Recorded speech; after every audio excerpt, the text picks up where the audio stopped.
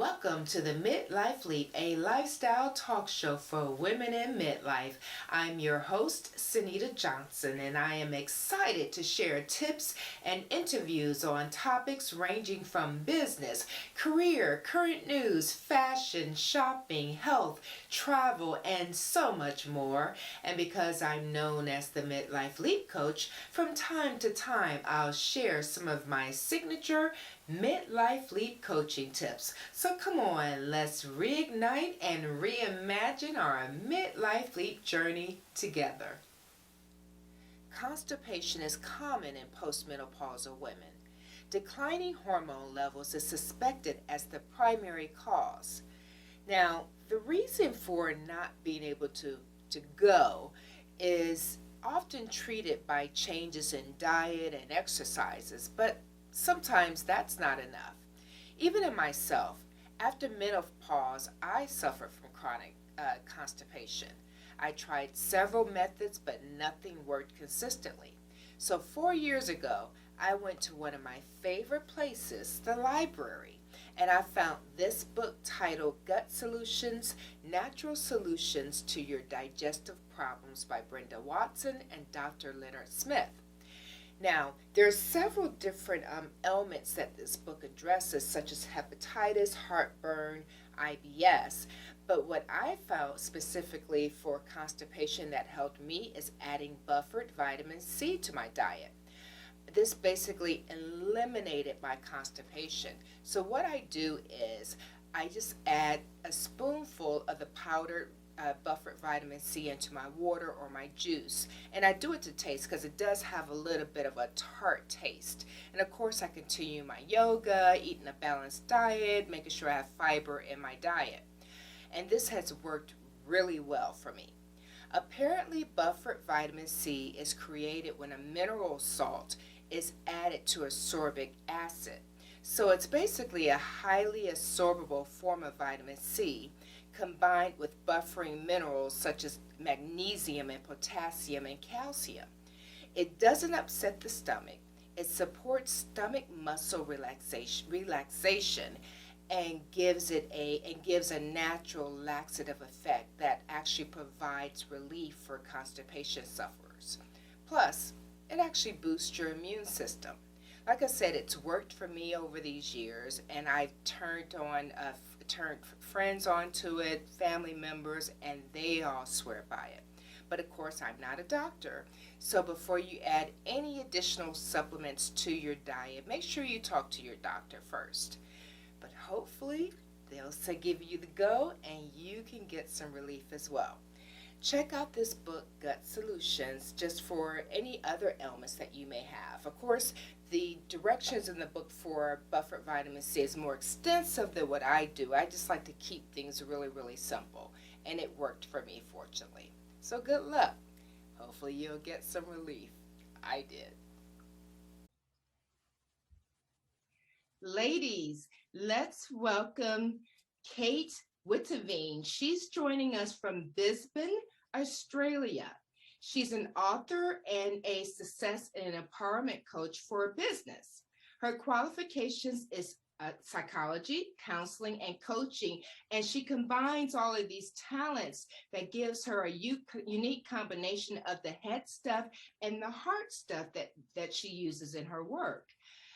Kate's personal vision is excellence through connection. Her values are courage and contribution and wisdom. Now, Kate is joining us to share with us a bit about one of her coaching programs, one of many. But this one is the purpose of your third quarter thriving, TQT.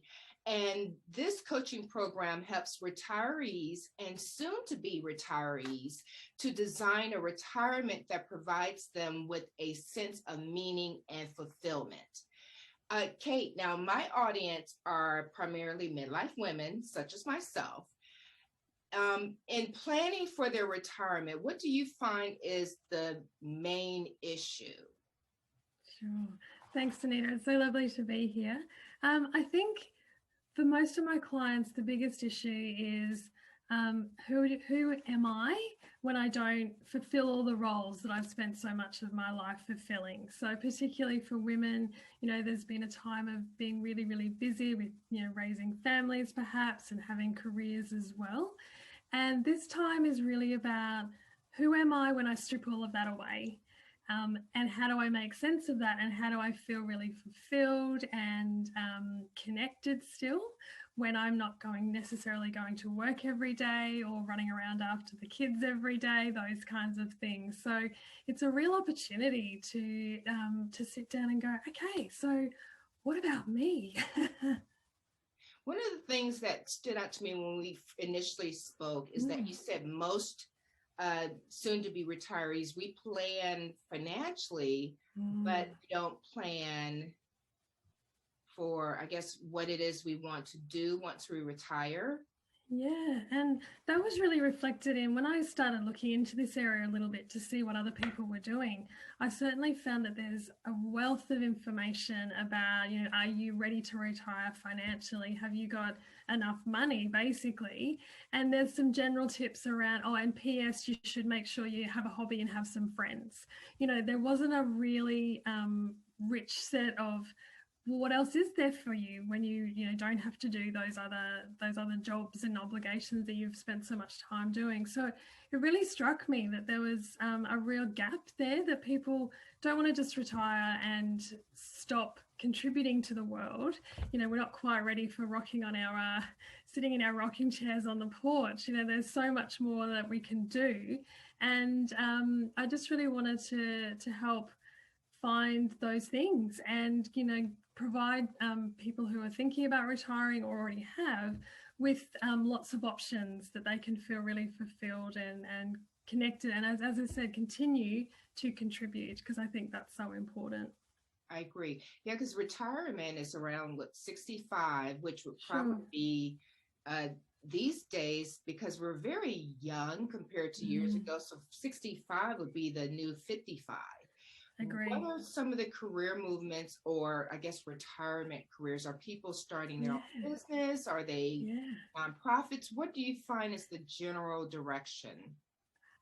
There are so many different directions, all of those things. I've had people who have turned their hobbies, now that they've got more time, they've turned them into little side businesses. So one lady, she was a beautiful artist, but she'd never really given herself much credit for the beautiful art that she was making. And she was like, I wonder if maybe I could do that. And she started going to just little markets and things. And so it certainly wasn't replacing her income, but it was just a lovely thing to spend her time on.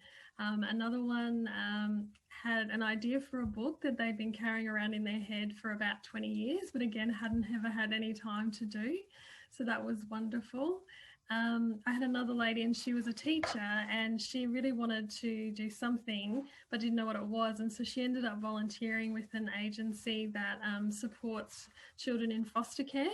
So to go around and spend time with them and read to them and help with their literacy and numeracy. So that was a beautiful kind of way of really aligning her skills and strengths and experiences in a different environment. So yeah, the sky's the limit. There's lots of different directions, but I just love seeing people find something that really lights them up and go, hang on, maybe I can do that. I've never given myself a chance, but maybe I can, and that's awesome. Is there a process that you take your clients through? Absolutely. Maybe break it down in 3 steps. Is that possible? It's 6 sessions, so probably not 3, but I can give you, there's 5 sort of pillars that I base the program on, and it's clarity, confidence, connection, contribution, and contentment. And so the idea is that we start with excuse me, getting clarity about who they are and what their skills are, what their strengths are, what their interests are, what really makes them feel alive and brings them joy. And then from really getting that very clear picture, there's a sense of confidence that, yes, this is something that I think I can contribute in. This is an area that feels really good to me. And then we help them find connections. So whether it's identifying appropriate organisations to approach or other like-minded people, or where they may actually be able to connect with people in order to make whatever their vision is come true. And then there's that sense of contribution. What are they able to offer? Because I think, we all derive so much joy from giving rather than receiving. And in turn, that sort of enhances that sense of contentment as well as the connection. So that's just kind of in a nutshell, the 5 C's of the program that we work towards. And it's not necessarily linear completely, but those are the things that by the end of it, that's what we're wanting to be able to tick the boxes of and say, yeah, we've increased each of those things for you. Okay, so you're basically listening to their life story in a sense, and if someone has no clue, like maybe I love mystery books, but I never considered writing a mystery book. So are you finding those little nuggets? Yeah, we do have a series of exercises. So there's some exercises that I've created that are really specific around getting those little jewels of wisdom and those little aha moments. So one of the favorite ones that we've had is that I think it's in about session 2, we write a letter to our 17-year-old selves. And there's this beautiful way of, by going back in time, we also access a lot more of our memories from being in that space. And I chose 17 because it's right on the cusp of adulthood where anything feels possible. And, they're old enough to kind of be faced with some of the hard truths that your older self may feel the need to share with them. But it's sort of mirrors this opportunity of you're on the cusp of another chapter, and what is it that you wish that you had known back then?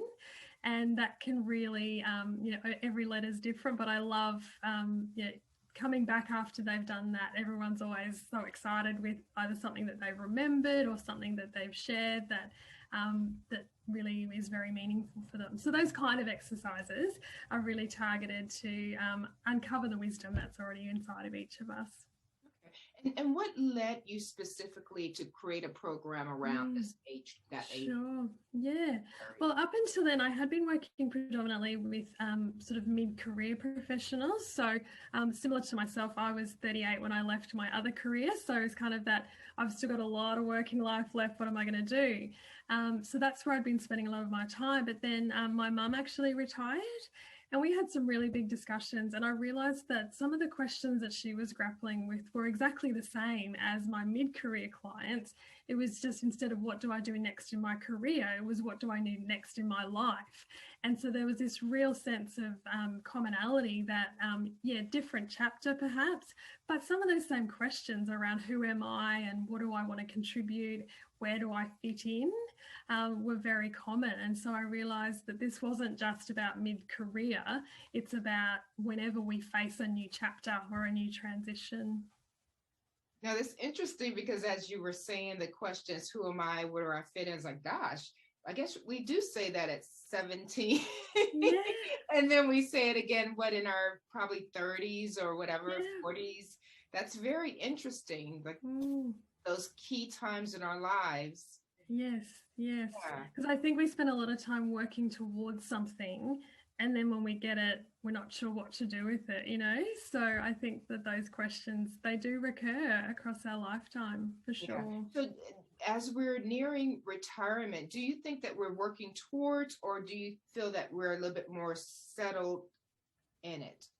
Or is it when we're in retirement, then we're settled, or do we ever get there? Well, I think it depends. Like some people certainly do. I think for me, what I've noticed in my clients, there's a real difference between those who are looking forward to retirement and those who are looking forward to not having to work as much. There's a bit of a difference in terms of, are we working towards or away from something? And the ones who are working towards tend to have done a bit more of the planning, and they know what they're working towards, whereas the ones who are kind of working towards getting away from work, they're less focused on what they can do. It's more like what they don't have to do anymore. So I think they're the ones that really benefit from stopping and going, okay, apart from I don't have to do that anymore, what can I now do, and find the way to really feel fulfilled in that space. Perfect. So if someone wants to reach you for your coaching services, how would they find you? There's a couple of ways. So my website, so my business is called Astute Coaching Services, and the domain is astutecs.com.au. But I am on LinkedIn just as Kate Witteveen, and on Facebook as well. So happy for anyone to send me an email or a message and connect with me. I'd love to hear from them. And you work with clients all over the world, or there's I do. Yeah, no, the power of Zoom is amazing. And so yes, it's 7 a.m. here for me, and I know it's in the afternoon for you. So that's what we can I've managed to make it work with, I won't say all time zones because that's a bit lofty, but with many. So yeah, time zones aren't an issue. I'm an early bird, so there's a lot of hours in my day. Perfect. Thank you, Kate. Thank you so much. My pleasure. Lovely to chat. Thank you.